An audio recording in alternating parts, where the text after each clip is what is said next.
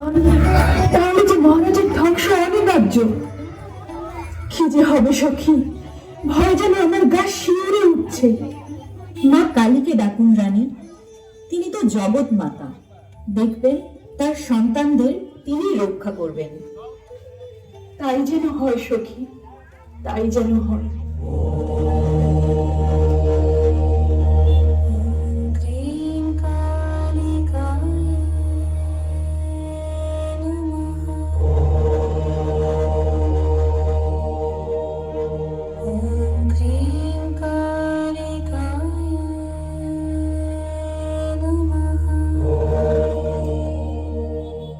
নাথ, দেখতে পাচ্ছেন এই অহংকারী রাজার দুঃসাহস দেখছেন? সে আমারই অন্যরূপ কালী পূজা নিয়ে অহংকার করছে।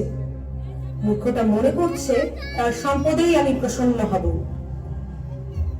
সংসারের গতি এমনই প্রিয়ে, মানুষ ক্ষমতা ও সম্পদ পেলে তার বিবেক বুদ্ধি হারিয়ে ফেলে। মায়ের দায়িত্ব যেহেতু নিয়েছে, ওদের তো তোমাকেই শিক্ষা দিতে হবে।